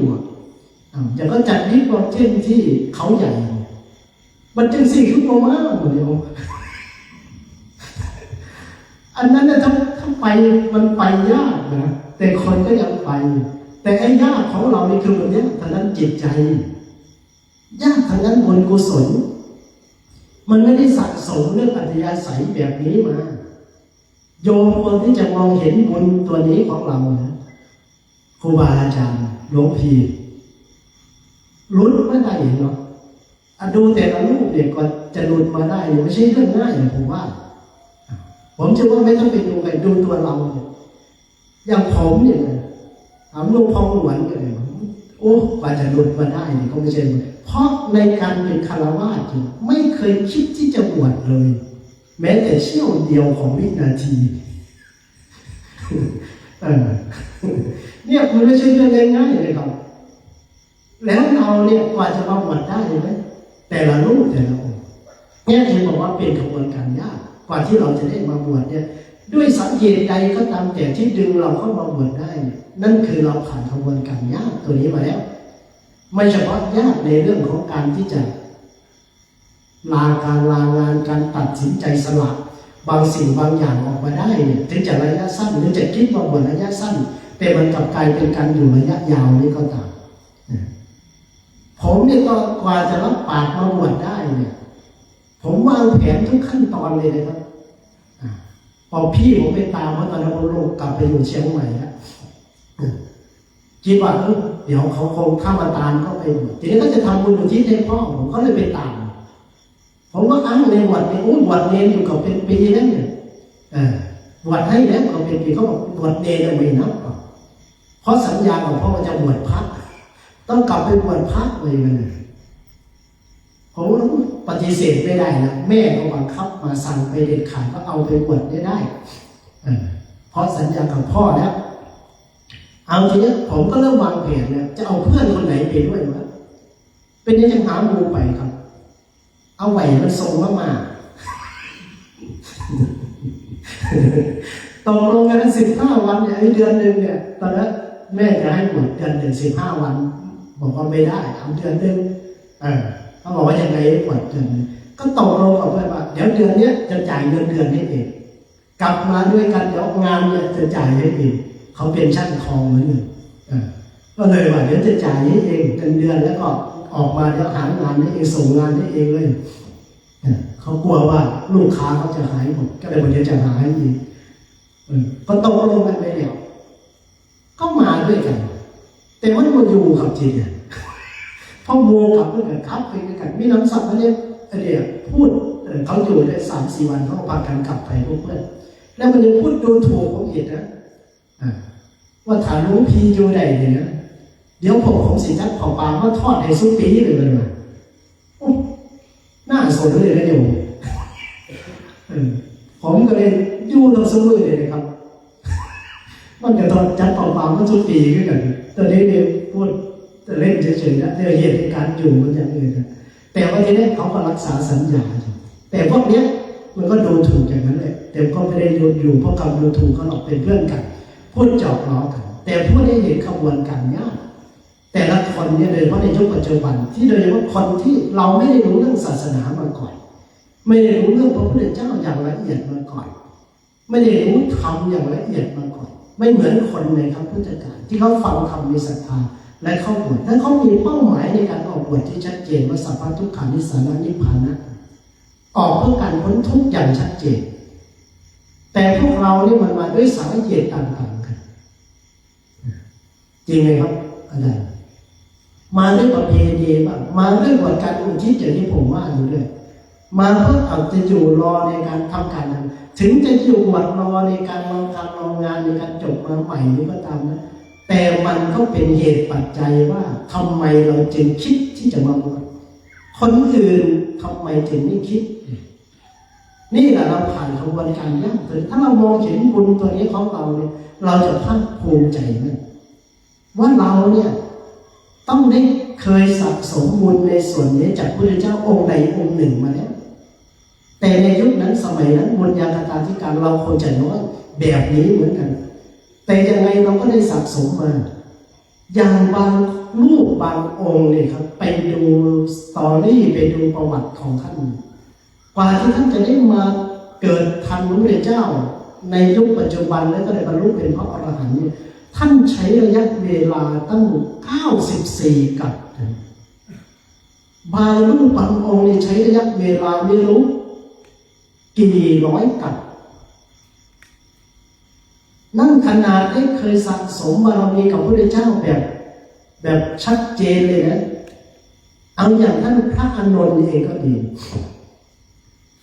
ท่านได้สะสมบารมีในยุคของพระพุทธเจ้าปฐุมมุตตระมันก็แปลกผมไปดูแต่ละองค์แล้วก็แม้แต่อุบาสกอุบาสิกาในยุคครั้งพุทธกาลส่วนใหญ่เคยได้สะสมบุญญาบารมีในยุคของพระพุทธเจ้าปฐุมมุตตระ94 กัปที่แล้วเนี่ย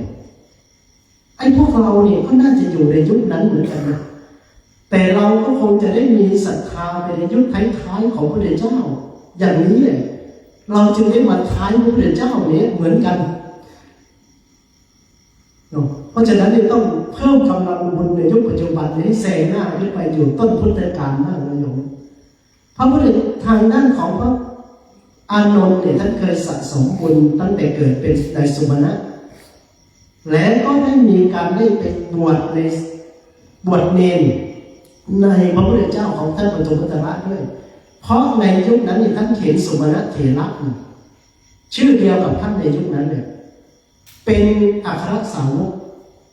เป็นผู้อุปถากพระเจ้าขอไปเป็นพุทธอุปถากพระพุทธเจ้าแล้วพระเจ้าปฐุมมุตตระได้ประกาศอนุภาพประกาศสัตดาประกาศคุณสมบัติของท่านสุมาณเถระในยุคนั้นเนี่ยท่านก็อยากจะเป็นด้วยท่านก็เลยตั้งจิตปรารถนาตั้งจิตอธิษฐาน ที่จะเป็นพุทธอุปถากตั้งแต่ยุคสมัยพระเจ้าปฐมวุตระเลยเมื่อไปรบชนะมาได้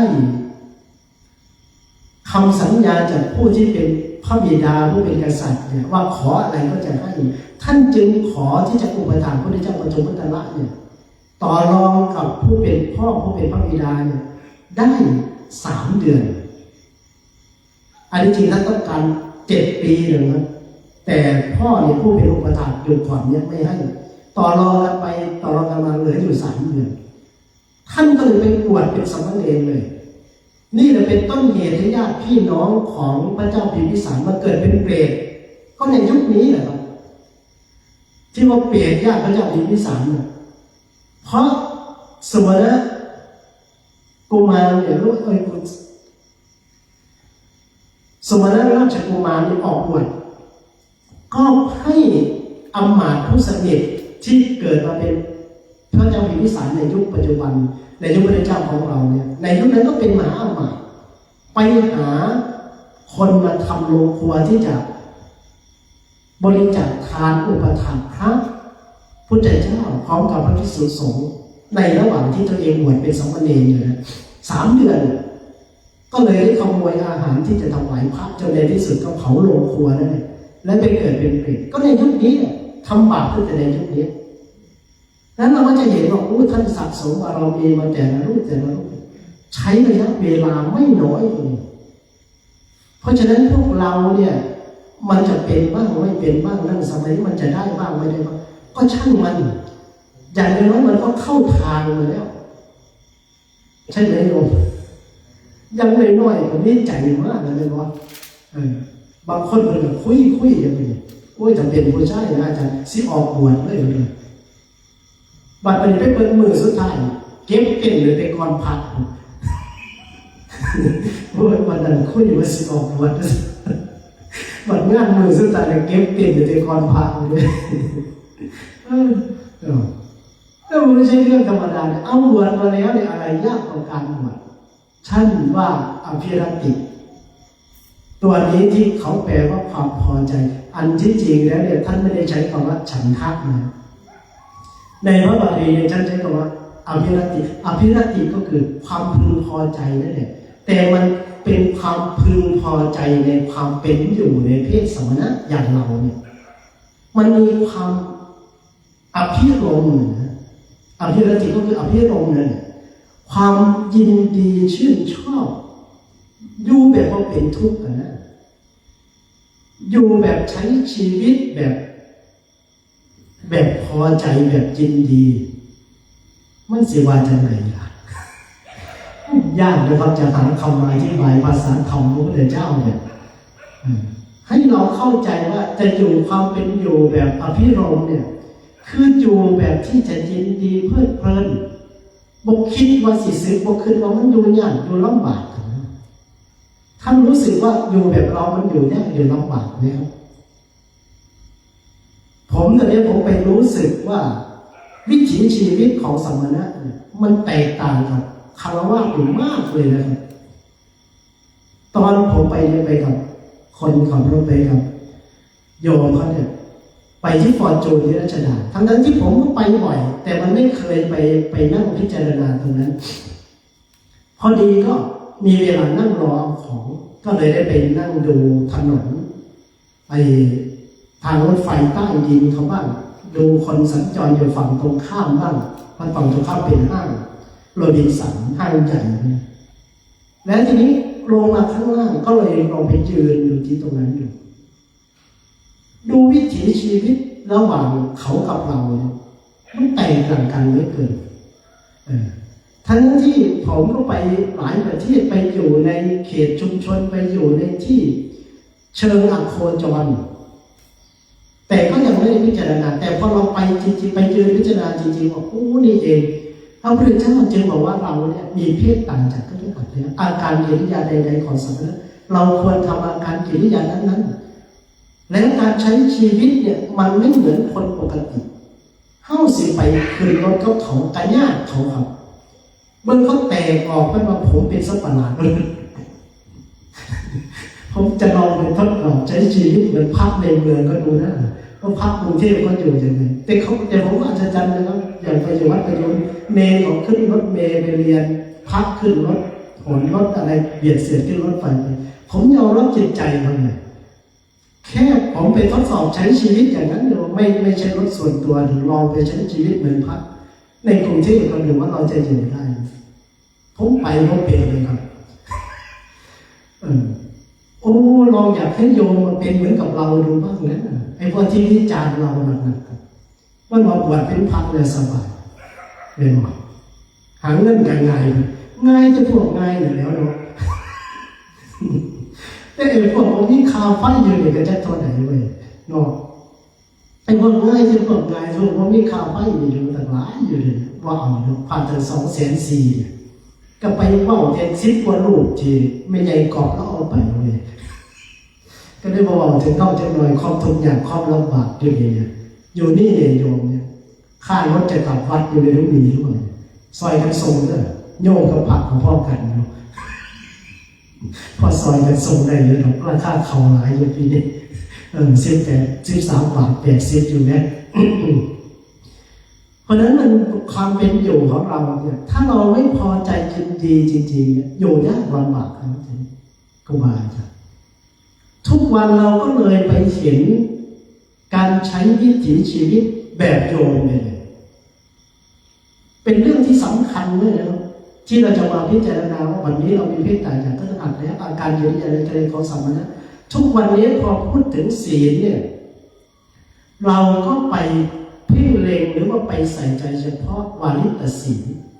แต่จาริตศีลเนี่ยซึ่งพระเจ้าใช้ว่าอธิพรหมจรรย์หรืออภิสมัญจริกสิกขาเราไม่ค่อยจะศึกษากันเลยทุกวันนี้มันไม่มีเป็นปัญหาผมก็เลยบอกว่าเราจะอยู่ได้อยู่ดีแล้วก็อยู่มีประโยชน์ได้อย่างไรในปัจจุบันคือกลับไปอยู่แบบพื้นฐานเดิมนะครับ back to basic return to basic อย่างที่เขาว่าเนี่ยไปอยู่แบบพื้นฐานเดิมเราอย่างไรไปศึกษาข้อวัดปฏิบัติของเราในความเป็นพระให้มันดีเมื่อเรามีความยินดีพอใจอยู่แบบอภิรมย์ชมชอบในเพศของสมณะของเราแล้วเนี่ยกลับไปหาตัวนี้ครับเพราะอีกตัวหนึ่งที่ท่านบอกว่ามันยากกว่าตัวการยินดีพอใจในความเป็นอยู่เนี่ยก็คือธรรมานุธรรมปฏิปติ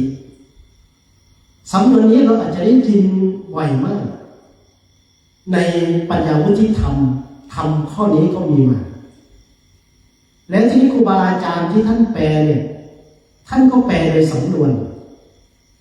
อย่างสมเด็จพระพุทธโฆษาจารย์หรือพระอภยุตโตที่ท่านแปลในที่ท่านแสดงในหลักของปัญญาวุฒิธรรมท่านก็แปลว่าปฏิบัติธรรมน้อยคล้อยตามธรรมใหญ่ถามจริง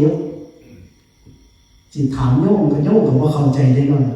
จีถามผักกับส้มสีลบหนาว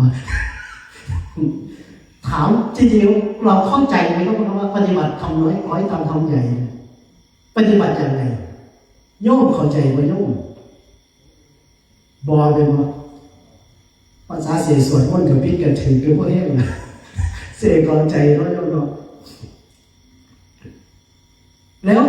บางสำนวนที่ท่านแปลเนี่ยท่านบอกว่าปฏิบัติธรรมสมควรแก่ธรรมสำนวนนี้ท่านแปลมาจากธรรมานุธรรมปฏิปันนสูตรในพระไตรปิฎกเล่มที่21พระพุทธเจ้ากล่าวถึงนี้แหละกล่าวถึงเรื่องของอธิพรหมจรรย์อภิสัมมิกวัตรเนี่ยอภิจำเริญกับสิกขาเนี่ยท่านก็เลยว่าเอาเนี่ยคือการปฏิบัติธรรมสมควรแก่ธรรมหรือว่าปฏิบัติธรรมที่จะมีวิมุตติเป็นยอดมีปัญญาเป็นยอดคือจะได้ปัญญาและได้วิมุตติแต่ในสำนวนแบบนี้มันเป็นภาษาไทยที่ต้องไขความไปอีกอยู่มันยังไม่เข้าใจนี่คือความยากของการสื่อสารธรรมะและการปฏิบัติธรรม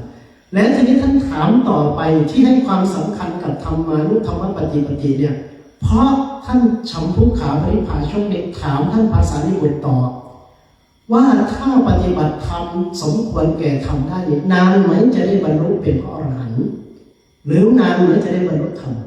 ท่านภาษาลิบุตรท่านฟันธงลงไปเลยว่านักจิรังอาวุโสนักก็คือไม่จิรังก็คือยาว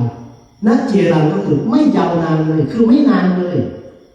นี่แสดง งว่าถ้าเราปฏิบัติธรรมเข้าใจคำว่าปฏิบัติธรรมสมควรแก่ธรรมตัวเนี้ยเราก็จะปฏิบัติได้อย่างถูกต้องเพราะในพุทธศาสนาของเราเนี่ยมันไม่มีคำว่าฟุกครับบางรูปบางองค์ท่านเคยบอกว่าไม่ต้องเรียนอะไรมากหรอกจะมาเป็นมหาวิมานถนอมเนี่ยไม่ต้องก็ได้แบกกดคลายบาดเข้าป่าไปเลยเป็นอย่างนั้นเห็นด้วยไหมครับ ต้องถามว่าติสงฆ์เลยต้องถามว่าติสงฆ์ในพระสูตรหนึ่งหรือแม้แต่ในพระพุทธเจ้าที่ท่านตรัสหรือในพระสูตรของอปันนสูตรท่านคุยกับท่านอปันนเถระเนี่ยท่านภาษาอยู่เด็กท่านก็ฟันธงเลยไปนะครับว่าจริยวิปันโนเนี่ยปริจริยวิปัสสเนี่ยไม่สามารถที่จะทำจิตให้เกิดความสงบได้เลยนี่คือความสำคัญของตัวอธิพรหมจรรย์เนี่ยของตัวอภิสัมเมกวัตรคำว่าอภิสัมเมกวัตรก็คือข้อปฏิบัติที่เป็นข้อวัดตั้งแต่เสขียวัตรของเราเนี่ยครับเสขียวัตร72ไม่ใช่เสขียวัตร75มหาวัตร14ขันธกะที่มาเกี่ยวเนื่องกับขันธกะที่มาเกี่ยวเนื่องกับปริวาสของเรานี่ด้วย82วัดเหล่านี้นะครับที่เราควรจะกลับไปศึกษาให้มันดีอย่างมีพระรูปหนึ่งที่ท่านออกมาโวยวายในเฟซบุ๊กเขาไปวิพากษ์วิจารณ์ท่านว่าโดนตัวอะไรมาท่านก็เป็นพระระดับด็อกเตอร์นะครับแล้วก็เป็นพระเจ้าอาวาสที่มีชื่อเสียงพอสมควรโยมศรัทธามากพอสมควรท่านก็ต้องการจะใช้สื่อให้เป็นประโยชน์หน่อยแล้วก็ต้องการสร้างผลงานให้ลูกวัดเห็นหน่อยท่านก็ออกมากวาดถนนครับแต่ลีลาในการกวาดของท่านมันเหมือนโดนตัวอะไรมาจริงๆผมก็ลองเข้าไปดูหน่อยทำไมเขาไปคอมเมนต์วิพากษ์วิจารณ์ท่านหนักเหลือเกินตัวที่ท่านก็หน้าตาดีมีชื่อเสียงท่านไปจับไม่กวาดเลยกวาดพอๆกับท่านลายทีมงานมาถนอมยกใส่อะไรก็ทิ้งให้มาถนอมไปก่อนนะลูกน้องอยู่ใกล้กันเนี่ยเราไปจำพรรษาอยู่ตำบลเดียวกันเนี่ยแต่นั้นนะครับนั่นคือจริยวิบัติจารณวิบัตินะครับเสกียวัตรอาการกายกิริยาใดๆของเราเนี่ยบางทีครับเราทำการทำงานเนี่ยอย่างอาจารย์ท่านทำงานผมก็ไม่เคยเห็นท่านถ่ายตอนที่ท่านทำงานออกเฟซบุ๊กเลยให้มาดูผลงานเราตอนนี้เขาเห็นเขาทำมาถามหาสารเราหรือนะว่าไผ่เห็ดเนี่ยแต่นั้นอันศาสตร์เขาไม่ใส่เราไปไลฟ์สดเอาไปต่างหากแล้วไปกวาดไลฟ์ไม่ว่ากันครับแต่กิริยาเนี่ยให้มันได้หน่อยอย่าออกลูกบู้อะไรเลยนะอย่าออกเชิญลูกบู้และทีเนี้ยกลุ่มที่ว่าที่ขึ้นไปทุดงในป่าเนี่ยอะไรก็ดีไปแสวงปีกวิเวกอะไรก็ดีท่านขึ้นภูพานก็ดีขึ้นภูหลวงก็ดีเสบียงเอาไปจากไหนครับเอาไปเองมีดที่ท่านถือไปถางต้นไม้ตัดทางเดินจงกรมเนี่ยสังกัปสบาตานะครับมีดเดินป่าอย่างดีตัดต้นไม้เป็นไรครับผักของเขียวปาจิตตีใช่ไหมแล้วมาม่าที่ขุนไปนะครับมีโยมเป็นประเคนไหมบอมี่มันขาดประเคนเลยครับมันบอเป็นน้ำตาลเลยเพราะสิเก็บเลยว่า7 เดือนมันเป็นยาวัดการเดิมนี่เราต้องมาศึกษาเหล่านี้เข้าใจหน่อยนะบุพสิกขาวนาเรื่องสิกขาเรื่องข้อวัดเรื่องปฏิบัติเนี่ยจะไปแล้วมันเป็นเรื่องกันดีครับเมื่อเรารู้แล้วเราจะรู้วิธีการไปอย่างนั้นถ้าเราจะไปทำอย่างนั้นก็ต้องเอาโยมอุปถัมภ์ติดตามขึ้นไปสัก1 คนให้เขาไปขังให้นะเพราะเริ่มต้นอย่างบทภาพของการปฏิบัติคำว่าธรรมานุธรรมปฏิบัติที่ท่านแปลว่าสมควรเนี่ยคือปฏิบัติสมควรที่จะได้บรรลุธรรมปฏิบัติธรรมน้อยคล้อยตามธรรมใหญ่ก็คือปฏิบัติให้มันถูกต้องตามหลักธรรมอนุไม่แปลว่าถูกครับแปลว่าตามก็ได้แปลว่าน้อยก็ได้แปลว่าสอดคล้องก็ได้ท่านจะแปลว่าสอดคล้องหรือว่าคล้อยตามเนี่ยเพราะคำว่าอนุเนี่ยอนุบาลตามเลี้ยงตามรักษา อนุภรรยาน้อยแต่ในธรรมตัวนี้ธรรมานุธรรมปฏิตัวนี้เนี่ยท่านปฏิบัติถูกต้องตามหลักธรรมตามหมวดธรรมยกตัวอย่างง่ายๆครับอย่างธรรมที่เป็นอนิจจตนสูตรพอดีเห็นว่าใช้หนังสือของท่านพระครูวินัยทรอย่างวิชาโทอยู่พระสูตรนี้มันมีอยู่ในหนังสือนี้พระสูตรที่ว่าด้วยขุมทรัพย์ที่ว่าผลที่จะเกิดสมความปรารถนาทั้งมนุษย์และเทวดาจะได้ผลแห่งสมความปรารถนาอันนี้ก็คือรูปสวยผิวพรรณงามเสียงไพเราะนะมีส่วนทรงสมส่วนมีบริวารมียศเราจะเห็นธรรมเหล่านี้ว่ามันจะได้จากทานศีลสัญญมะและธรรมะถ้าไปปฏิบัติแค่ตัวใดตัวหนึ่งนะโยมนะหรือครูบาอาจารย์ถ้าเราจะไปสอนโยมอันที่จริงเนี่ยถ้าเราจะได้ครบเซตอย่างนี้เกิดมาแล้วรูปสวยเลยทรัพย์นี่อัปปัญญาที่เราเห็นคนบางคนเกิดมาหน้าตาดีแต่ขายาวตัวสั้นก็มีเกิดมาหน้าตาดีตัวยาวแต่ขาสั้นนั่นคือไม่สมส่วนส่วนไม่สมส่วนแต่บางคนเกิดมาทำไมหุ่นดีเหลือเกินอย่างนางแบบก็ดีผมแต่อย่างในหุ่นในสัตว์เลยครับแล้วบางคนนี่บุญรักษาเนี่ยโยมเขาจะกินยังไงก็ไม่อ้วนอย่างอาตมาเนี่ยจังไหนก็อ้วนมันก็แฝงเดียวบางคนเนี่ยเขากินเนี่ยยังไงก็มันไม่อ้วนเพราะบุญรักษาไว้คนดีเสื้อทรงงามได้มาจากอะไรได้มาจากผลบุญ4 ประการนี้ถ้าเราไปทำทานอย่างเดียวเนี่ยจริงเนี่ยถ้าเราไปทำทานอย่างเดียวทานบางวัตถุทานบางอย่างเนี่ยไม่มีผลทางด้านกรรมชรูปคำว่าผลทางกรรมชรูปก็คือผลที่จะมาปรุงแต่งกายให้สวยให้ผิวพรรณดีให้หน้าตาดีให้สวยสมส่วนเนี่ยไม่มีอย่างวันดีคืนดีโยมพ่อกับโยมแม่ศรัทธาในตัวท่านพระอาจารย์เจ้าว่าอยากซื้อรถเบนซ์มาถวายอย่างเขาไปถวายหลวงพ่อศิลาอยากได้ไหมครับอยากได้กับนางสมาธิใครขังขึ้นหลวงพ่อศิลาเดินบางทีเนี่ยเรามีสิทธิ์ครับมีสิทธิ์ทุกรูปครับอย่างนี้แล้วแต่ว่าเราจะเลือกสิทธิ์นั้นหรือเปล่าเท่านั้นเองเนี่ยไอ้ฝ้าเงินที่จะมาซื้อฝ้า7-8 แสนเนี่ย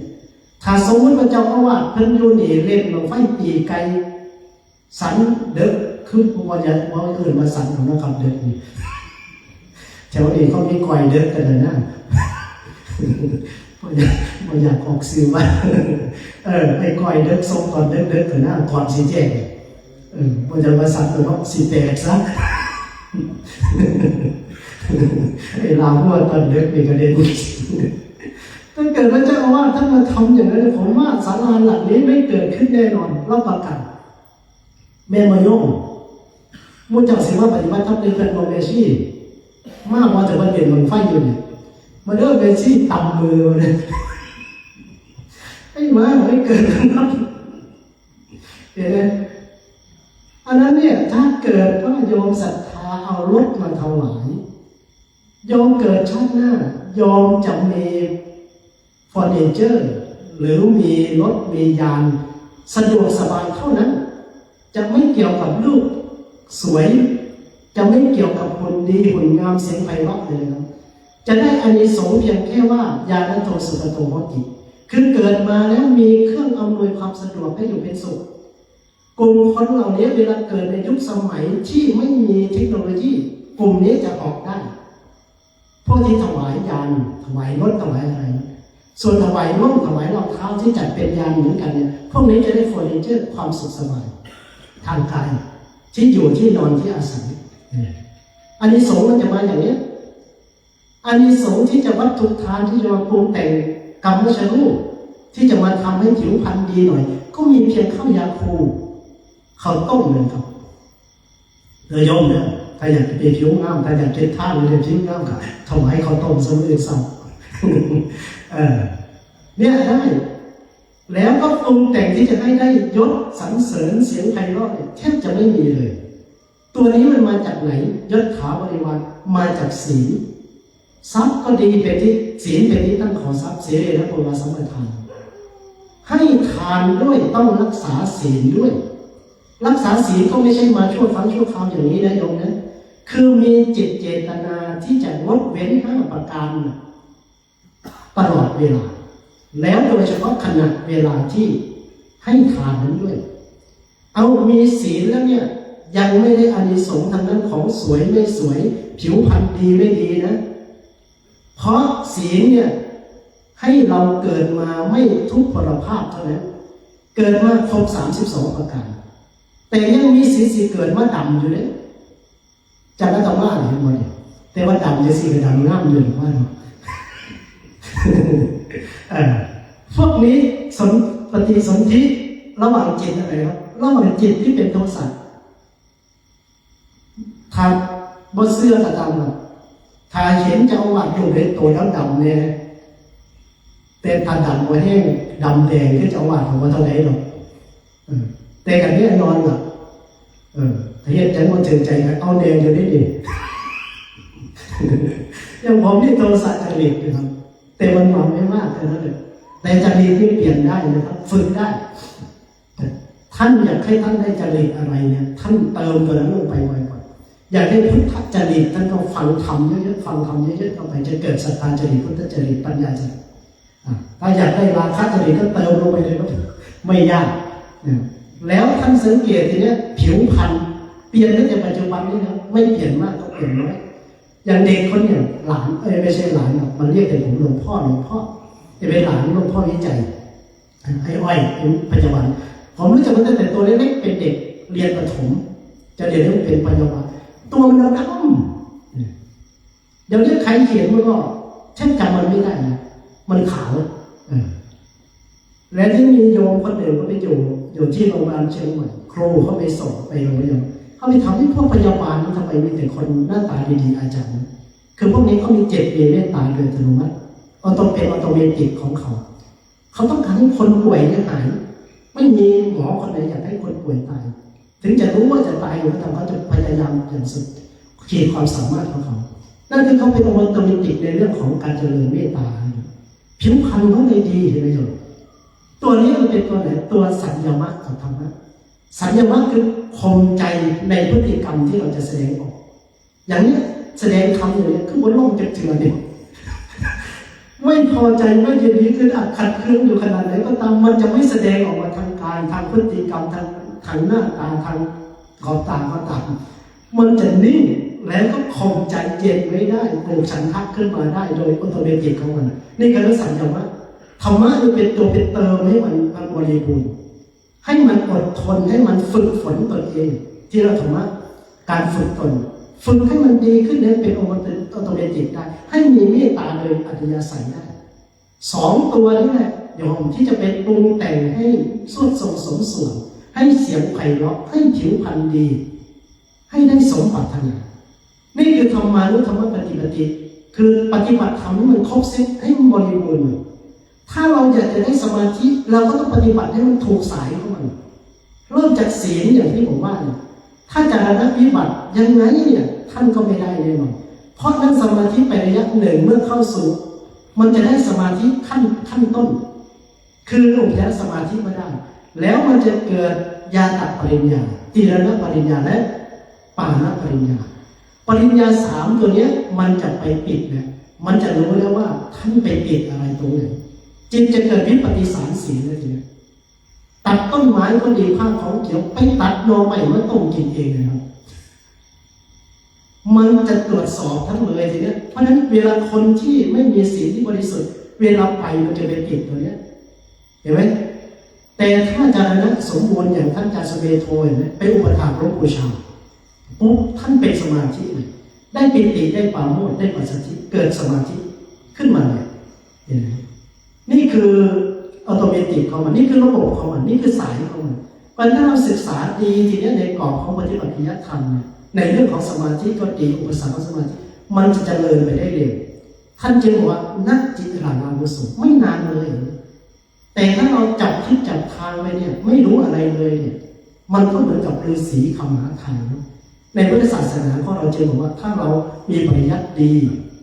การประพฤติปฏิบัติถูกต้องวิมุตติมันก็ย่อมจะเกิดขึ้นมาได้ฉันใดก็ฉันนั้น อนุโมทนากับครูบาอาจารย์ที่ได้มาร่วมกันประพฤติปฏิบัติธรรมเข้าอยู่ในวัฏกรรมนั้นตรงนี้เลยเพราะญาติโยมใช้ความอุปถัมภ์อุปถัมภ์ได้นำเรื่องราวในพุทธศาสนาว่าสิ่งที่เป็นโครงสร้างของเราเนี่ยมันค่อนข้างที่จะไม่มั่นคงในเรื่องของโครงสร้างเมื่อทางด้านของพระสงฆ์เจ้าเนี่ยลดน้อยถอยลงไปหรือหมดไปศาสนาของเราก็จะวันไปเราเกิดในยุคที่ยังมีพระสงฆ์เจ้ายังมีครูบาอาจารย์ที่จะสืบทอดอายุของพุทธศาสนาแล้วเราจะช่วยกันสนับสนุนอย่างนี้เนี่ยพุทธศาสนาของเราก็จะเกิดมีความมั่นคงขึ้นมาได้และก็สืบอายุได้ต่อไปสิ่งสำคัญคืออยากให้กลับไปปลื้มใจในบุญของเราอิ่มใจในบุญของเราว่าเดี๋ยวเรามีบุญมีอัธยาศัยได้ทำแต่ทำในสิ่งที่ยากที่เรียกว่าทุกการันติแล้วก็จนได้มาประพฤติปฏิบัติอย่างนี้เนี่ยไม่ใช่บุญน้อยๆให้เราสืบสานต่อบุญเราไปโดยเฉพาะครูบาอาจารย์หลวงพี่ที่ว่านี่แหละอยู่อย่างเราเนี่ยครับไม่ต้องไปแย่งกับคารวะเขาทางรู้เขาแย่งโลกกันอยู่และไอ้ของเราเนี่ยมีที่อยู่เยอะแยะที่จะไปที่จะได้แล้วก็เป็นชีวิตที่ประเสริฐไม่มีชีวิตใดที่ประเสริฐกับชีวิตของนักบวชเท่ากับเพศของนักบวชเราก็อยู่ให้เป็นเนื้อนาบุญของญาติของโยมกันต่อไปอย่างนี้ถึงจะไม่ได้อะไรเลยขอให้ได้บวชสะสมบารมีก็จะดีก็ให้บุญบารมีเหล่านี้แหละมาลงเป็นธรรมะเดชะภาวะปัจจัยในการทำให้เราทุกคนทุกท่านได้เดือดแจ้งตาใสใจสว่างพบพระนิพพานอันใกล้นี้ทุกท่านทุกคนเถิดสาธุเมตตาธรรมเพราะมีน้ำใจความปรารถนาดีในค่ำคืนนี้ได้รับความเมตตาจากท่านพระอธิการสอนเพชรจันทโชโตได้ให้กำลังจิตกำลังใจชี้ให้เราเข้าใจสภาวะขององค์กรของคณะสงฆ์ตลอดทั้งให้เราประพฤติปฏิบัติธรรมที่สมควรแก่ธรรมโดยเฉพาะเมื่อเราทำแล้วทำถูกต้องแล้วผลย่อมเกิดดีแก่เราอย่างแน่นอนอันนี้ก็ในนามของผู้ประพฤติปฏิบัติธรรมก็ไม่มีสิ่งใดที่จะมอบตอบแทนเรื่องบรรดาการก็ขอรัตนาคุณพระศรีรัตนตรัยมีคุณพระพุทธพระธรรมพระสงฆ์บุญกุศลของผู้ประพฤติปฏิบัติธรรมจะช่วยหนุนนำให้ท่านอาจารย์มีสุขภาพร่างกายแข็งแรงอยู่เป็นร่มโพใบใหญ่เป็นร่มใสใบหนาเป็นที่พึ่งพาของสิ่งแก่ไม่สิ่งทั้งบรรพชิตและด้วยหัตถ์ต่อการละนานเถิดในค่ำคืนนี้เจ้าภาพถวายกันเทศเจริญพรคุณพ่อไพบูลย์คุณแม่บานเย็นปัญญาสองภรรยาสามีเทวดามาคู่กันเจริญพรเนื้อหาสาระวันนี้เนี่ยมันเป็นการปลุกเราพวกเราเลยนะครับเพราะท่านอาจารย์ท่านทำงานเชิงรุกตลอดท่านเข้าใจสภาวะแวดล้อมโดยเฉพาะในเรื่องของความเชื่อในหลักการวิธีการต่างๆที่ท่านพูดมาถ้าเราได้ฟังและเราคิดตามเราจะเห็นได้ชัดเจนนะมันเป็นอย่างนั้นจริงๆครับมันเป็นอย่างนั้นจริงๆเรามีบุญแล้วเนี่ยเหลือน้อยลงไปทุกทีต่อไปที่หาพระทำยายก่อนตายยากเลยครับมีแต่ว่าหนุ่มๆก็ไม่อยู่แล้วหนุ่มๆก็ไม่อยู่มีแต่แก่ๆร่างสังขารทำอะไรก็ไม่ได้ถึงมาอยู่วัดอย่างนี้ต้องเข้าใจมันก็เปลี่ยนแปลงยากเพราะโครงสร้างมันเป็นอย่างนี้เราอยู่ยังไงอยู่ให้เป็นแล้วก็ทำดีให้ได้ก็พอสะสมบารมีทำไปเรื่อยๆจะได้ทันทั้งศาสนาภาษีอ่านหรือไม่นั่นก็สะสมกันไปอยู่เป็นหมู่เป็นคณะกันไปเราดีครูบาอาจารย์มาชี้ทางออกบอกทางถูกต้องด้วยดีนะครับวันนี้มีต่อมาไกลด้วยเราก็ได้ฟังยังคิดยังทำเราก็สามารถที่จะนำตนพ้นออกจากความทุกข์นั้นถ้าไม่มีครูบาอาจารย์ออกชี้ทางออกทางถูกอย่างนี้ลำบากเลยครับปฏิบัติให้ถูกจริตตัวเองว่าเราชอบอะไรสามารถเติมเต็มได้ทำอะไรมันเกิดผลโดยเฉพาะกลุ่มทรัพย์ที่เราสวดไป4 กลุ่มนั่นแหละครับมีทาน4สัญญาธรรมะ4 ตัวนี้ต้องครบบริบูรณ์หากตัวใดตัวหนึ่งกลุ่มทรัพย์นั้นก็ไม่ได้โดยเฉพาะในเรื่องของดูงานก็ดีตัวทรงดีไพเราะเป็นใหญ่บริวารพวกนี้ต้องทำให้ครบบริบูรณ์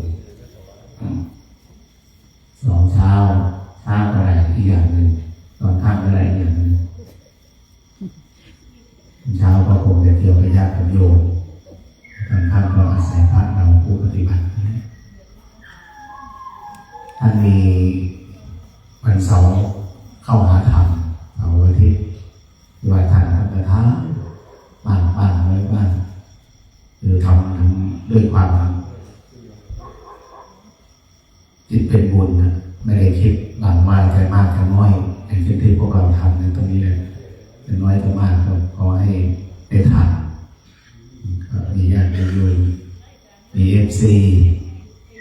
ติดตามเยอะมีหมู่มีคณะทำงานกว้างขวางครับถือว่ากว้างขวางมากรูปแบบการทำงานของท่านก็ต้องเต็มร้อยทำงานต้องเต็มร้อยในเรื่องจิตเรื่องใจ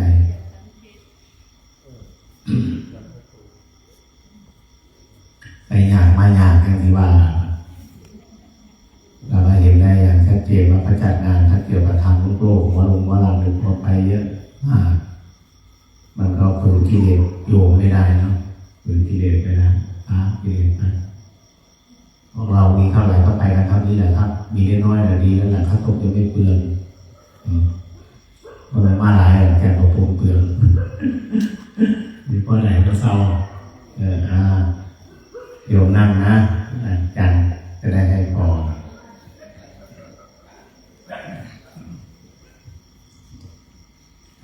แล้วก็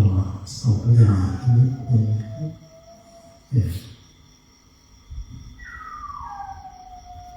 ขอให้เดี๋ยวคุณเสร็จเลย